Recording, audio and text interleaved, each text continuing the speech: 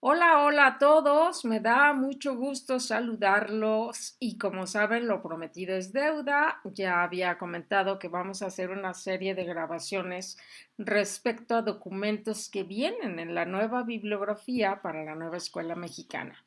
Bienvenidos a todos. Para los que no me conocen, mi nombre es Minerva Soberanes Cruz y SOPTEAM es un canal dedicado a temas educativos. Sin más preámbulos, vamos a dar inicio. Hoy vamos a hablar del anexo del 140822. Como ustedes saben, habla del plan de estudios. El plan de estudios tuvo varias temas que se trataron durante todas las emisiones que se hicieron, pero el oficial sale con el acuerdo 140822 y este es el anexo y este tema es muy largo, por lo que lo vamos a dividir en diferentes partes.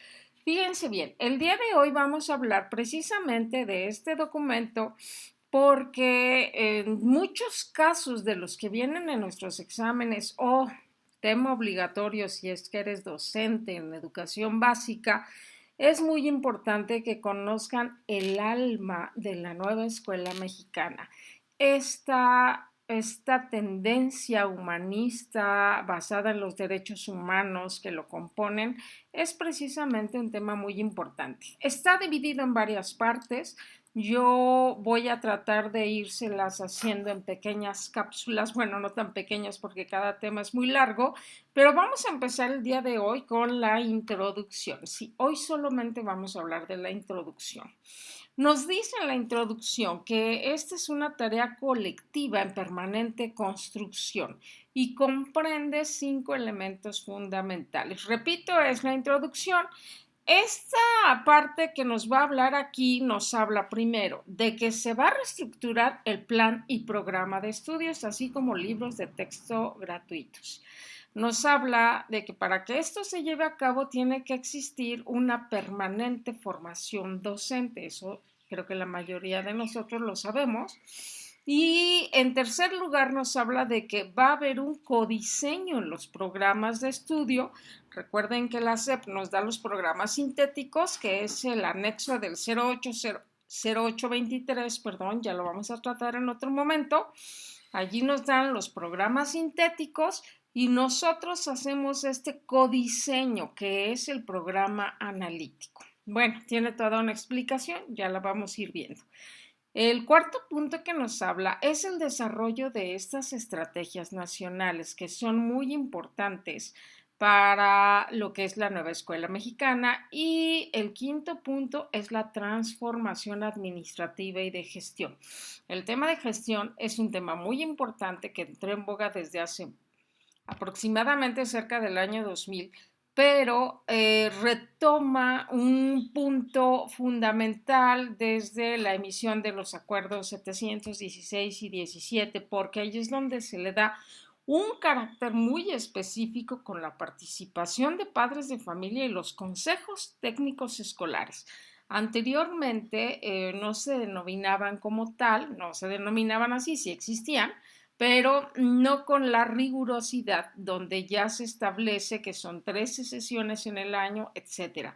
Pero eso tiene todo que ver con la gestión escolar. Son todas las acciones que hacemos en la escuela para mejorar los aprendizajes. Y para hablar de esto, no perdamos de vista todo lo que nos dice estos 5 elementos, que repito, son solo la introducción. Primero nos habla del plan y programa de estudios. Recuerden que tiene un carácter incluyente y participativo donde todos vamos a estar involucrados. Es una de sus condiciones de la nueva escuela mexicana, es la gobernanza. Pero bueno, vamos a hablar de que va a haber participación de todas las instancias. El plan y programa de estudio tiene 4 elementos que articulan la propuesta curricular de principio a fin. Primero, la integración curricular.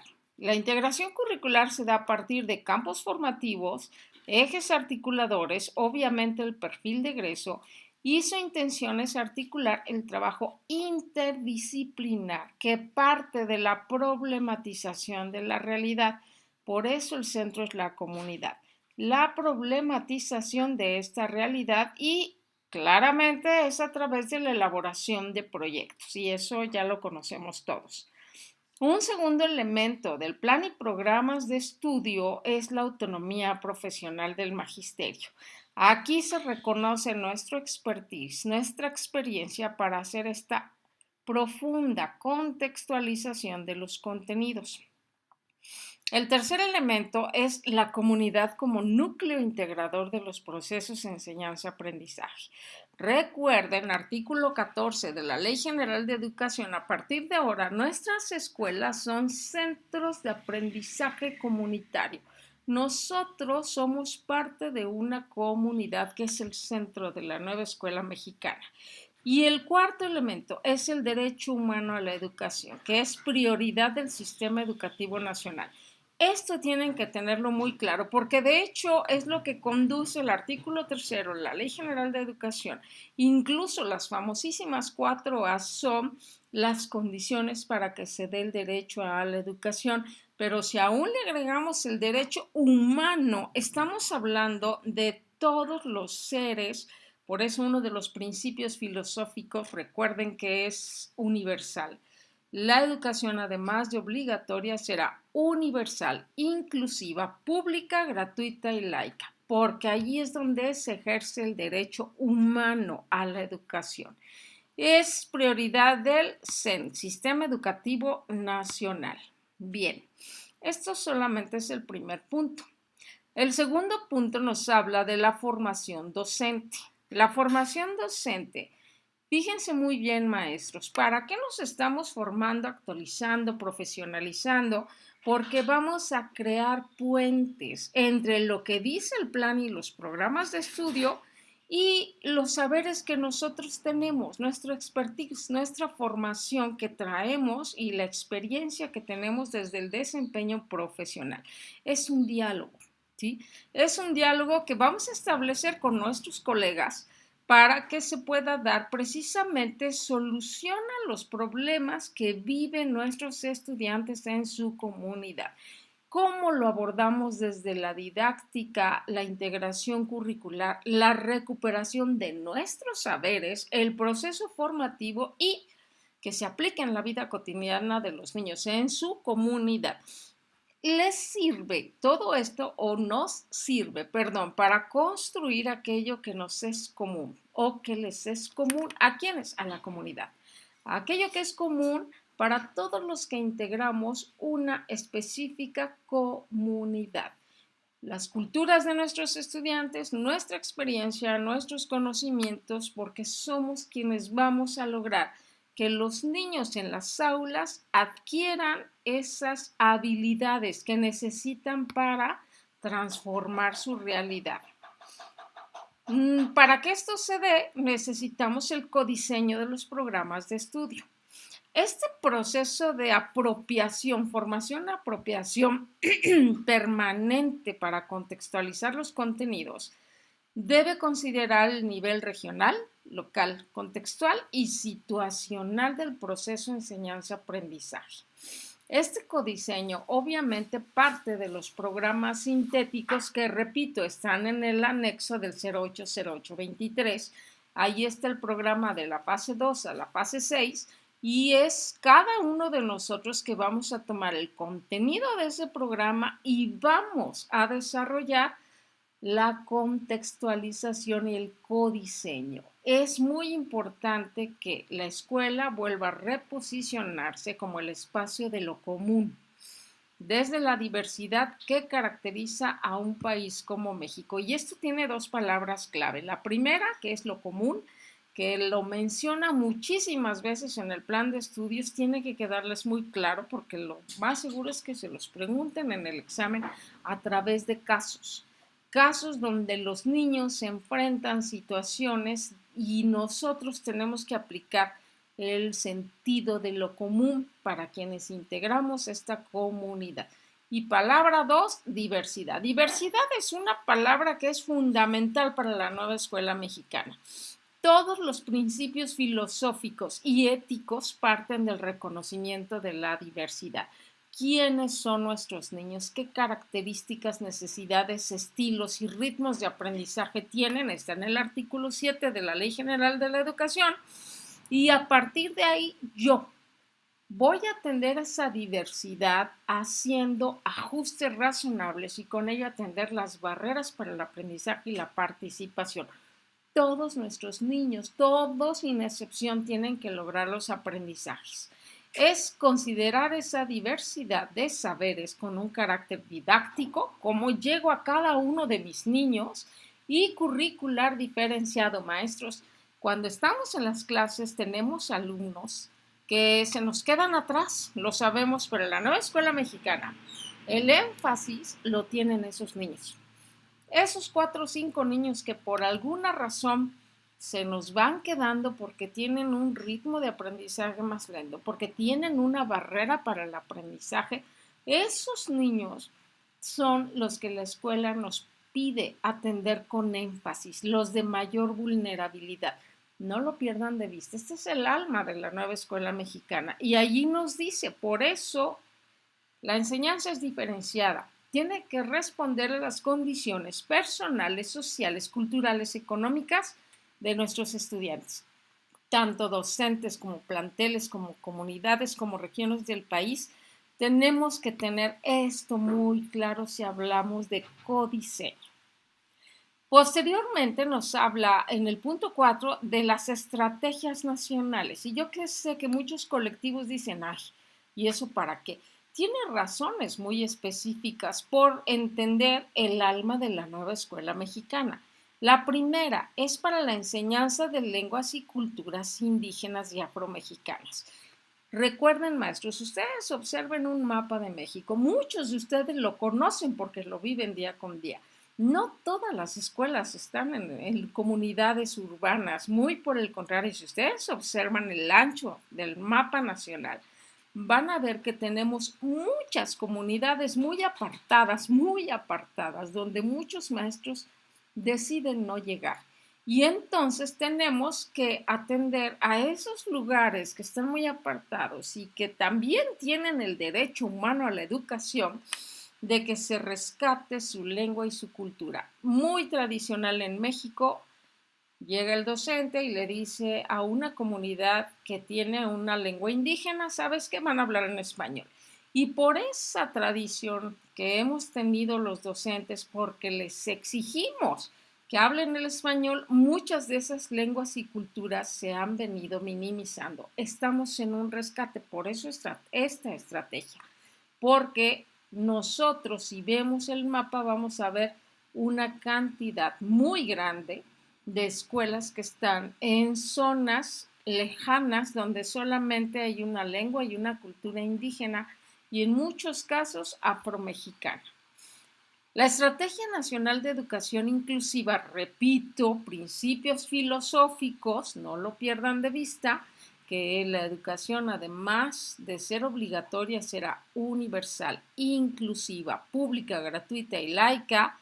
Acuérdense que cuando hablamos de inclusión, se trata precisamente de recuperar el derecho que tienen todos, independientemente de su etnia, religión, género, cualquier situación, tienen derecho a la educación. Por eso es tan importante, porque allí es donde se asienta la nueva escuela mexicana. Luego tenemos la Estrategia Nacional de Educación Multigrado. Lo mencioné en la primera estrategia, lo repito aquí. ¿Cuántas comunidades alejadas existen donde hay pocos niños, donde hay pocos habitantes? Pero si ustedes ven el mapa van a encontrar que son muchísimas y no por eso tienen que no tener ese derecho a la educación, y es la educación de las escuelas multigrado. La Estrategia Nacional para la Atención de Niñas, Niños y Adolescentes en Situaciones de Migración Interna y Externa. Históricamente, México ha tenido niños, hijos de jornaleros que van viajando por México, y ahorita tenemos en tránsito todos los niños que vienen con los migrantes que van a Estados Unidos. Fíjense bien, Todos esos niños tienen un derecho a la educación, por eso nos hablan de esta estrategia. Si ustedes tienen niños migrantes, hay que atender esta estrategia. La siguiente es la Estrategia Nacional para fortalecer a las escuelas como parte del tejido comunitario en contextos urbanos. Esta sí es de la mayoría de nosotros, aunque estemos en un contexto urbano. Tenemos un problema con el tejido comunitario. La gente ha perdido la solidaridad, la empatía. Y nosotros en las escuelas tenemos la oportunidad de formar a nuestros niños, así como lo dice, fortalecer este tejido comunitario. Lo habla el marco para la excelencia, lo habla la Ley General de Educación, lo dice este documento. Es una estrategia para volver a intentar restablecer el tejido que está muy dañado en nuestra sociedad. También tenemos la Estrategia Nacional con Perspectiva de Género para tener escuelas libres de violencia y acoso.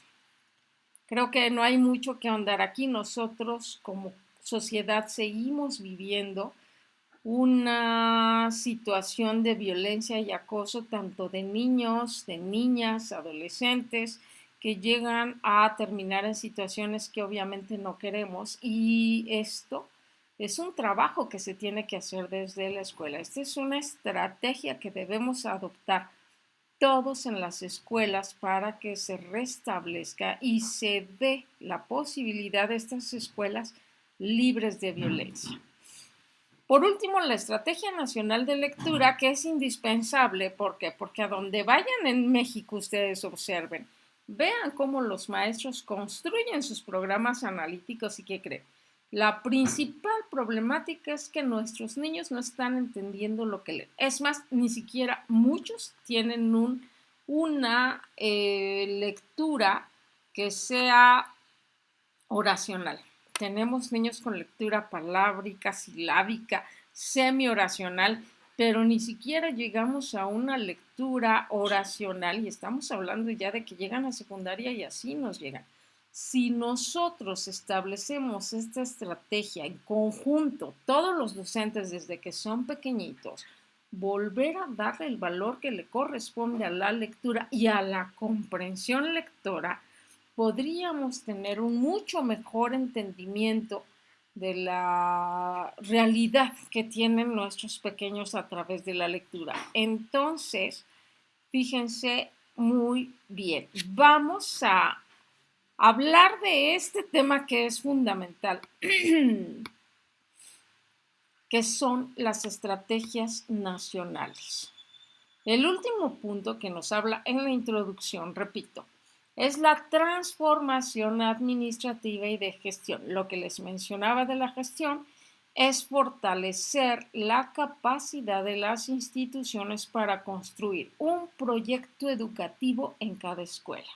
Aquí me voy a regresar otra vez al 716 y 17, donde se estableció en México que en cada consejo técnico escolar íbamos a construir la ruta de mejora escolar. Cuando entra en la nueva escuela mexicana se convierte en el programa escolar de mejora continua. ¿Pero qué es? Es un proyecto educativo en cada escuela que involucra a todos los integrantes del consejo técnico escolar para que todos, servidores, directores, supervisores, ATPs, atiendan las condiciones de desigualdad que tenemos en el país. Lo que acabo de mencionar, en el aula, nosotros en el aula tenemos niños que se nos van quedando atrás. Y históricamente, ¿qué hacemos como docentes? Los docentes que decimos, ay no, esos 5, ya tengo que avanzar con el programa, me sigo. Y se van quedando. Pero esos que se van quedando en segundo de primaria, en tercero de primaria, van llegando a la secundaria con un serio problema de aprendizaje y le estamos saboteando la vida a nuestros estudiantes. ¿Qué nos dice aquí? Vamos a ayudar a que esas brechas no se den de esa manera. No se puede seguir dando esa desigualdad. Vamos a atender esos contextos diferenciados para que se pueda hacer efectivo, ¿qué? El derecho humano a la educación de todos, nadie afuera, nadie atrás. Esto implica que hay que realizar adecuaciones administrativas, normativas y de gestión que favorezcan nuestro trabajo como docentes, a fin de que nuestras actividades, tiempos y espacios, fíjense bien, se ocupen en actividades de enseñanza, formación, trabajo colegiado, planeación y evaluación. Ya sé que esto no se respeta en las escuelas, de acuerdo, pero estamos hablando de la entrada de un nuevo modelo y esto es lo que tenemos que lograr. Acuérdense que el Consejo Técnico Escolar es el máximo órgano de decisión colegiada pedagógica que tenemos en las escuelas. Vamos a hacerlo juntos, ¿sí? Yo sé que suena difícil, pero de eso se trata, que ustedes conozcan el plan de estudios. Sí se habla de una revalorización de los docentes. Bien, hasta aquí es la introducción. Hay una parte 1 que nos habla de un marco curricular. Es muy largo, no lo vamos a ver todo. Hasta aquí vamos a ver el día de hoy, porque en el siguiente podcast vamos a hablar del marco curricular. Fíjense bien, tenemos 5 puntos en la parte 1. No he pasado a la parte 2. En la parte 1 nos habla de la nueva escuela mexicana. Este capítulo lo vamos a ver completo. ¿Por qué? Porque ustedes tienen que conocer esto, porque esto es lo que nos van a preguntar en el examen. Aplicado en casos, tenemos que entender por qué razón está la creación de programas analíticos, la atención de la vida cotidiana, lo común, la comunidad. Tiene varios apartaditos, la nueva escuela mexicana, pero esto es lo que necesitamos conocer. Este es el tema del próximo podcast. El número 1, que es la nueva escuela mexicana. El número 2, que son los efectos de la pandemia, que está de las páginas 29 a la 38, no lo vamos a abordar con detenimiento, porque este es una sensibilización, análisis que hace la autoridad de cómo nos fue con la pandemia y el rescate que se tuvo que hacer, las clases en línea, cómo tuvieron que ellos hacer el aprende en casa, establecer algunas estrategias y por eso la necesidad, eso sí lo menciona, de estar preparados ante una contingencia que nos tuviera que mandar nuevamente a la casa. Por eso las tecnologías de la información se mencionan en el primer apartado. El tercero, que es el currículo nacional desde la diversidad, sí lo vamos a abordar. En el próximo podcast vamos a abordar la nueva escuela mexicana y el currículo desde la diversidad, porque es clave, es uno de los temas más importantes que tenemos para la aplicación de nuestro plan de estudios. La atención a la diversidad. De ahí viene, y lo vamos a ver, el eje articulador de la interculturalidad, de cómo vamos a respetar a los niños, cómo se aplica la inclusión. Este es el tema 3. El tema 4 nos habla de las reformas curriculares de la educación preescolar, primaria y secundaria.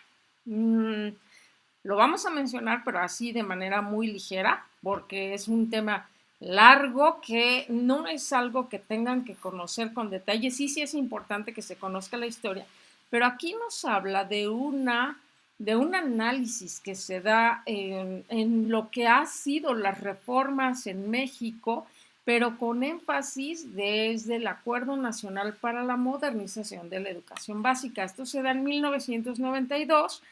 Sí lo vamos a mencionar, pero de manera muy breve porque esto no es fundamental para lo que van a presentar en su examen. Es un antecedente de lo que tenemos hoy en día y por qué estamos rescatando este espíritu humanista con este nuevo plan de estudios. Por último, hay un elemento quinto que son los elementos centrales de la política curricular. Sí, aquí es donde yo tengo que tener muy claro esta política curricular, porque a partir de aquí me van a preguntar las actividades que yo estoy haciendo como docente. Y eso está en la página 54 y tiene 3 subtemas, que son el derecho humano a la educación, que ya vimos una parte. Segundo, los profesionales de la docencia, que somos nosotros, y cómo pretende la nueva escuela mexicana que se revalorice nuestro papel como especialistas que somos capaces de crear programas analíticos a partir de las necesidades de nuestros estudiantes. Por último, el currículum. ¿Cuál es la finalidad de la propuesta? Como ustedes saben, los fines de la educación siempre han sido los que definen todo lo que hacemos en la escuela. Bueno, el currículum. ¿Cuáles son las finalidades de esta propuesta? Entonces, de esto tratará precisamente nuestro siguiente podcast. Yo aquí lo voy a dejar porque esto es un tema largo todavía y vamos a irnos por partecitas porque es muy largo, pero es muy importante. Repito, este es el anexo del 140822, nuestro plan de estudios, y espero que sea de utilidad porque esto es lo que nos está planteando la nueva bibliografía que ya salió para vertical y para horas adicionales, y es la tendencia, es lo que nos van a preguntar en el examen. Se elimina 2011, se elimina 2017 y este es lo que vamos a estudiar. Por el día de hoy les agradezco, me despido y cualquier duda, pues por favor, si me quieren dejar en los comentarios dudas que les surjan, con mucho gusto las iré aclarando en el siguiente podcast, que espero que salga entre el día miércoles y jueves, para que sigamos con este estudio que es fundamental, ¿de acuerdo? Les agradezco mucho, que estén muy bien, excelente semana y nos saludamos la próxima. Saludos.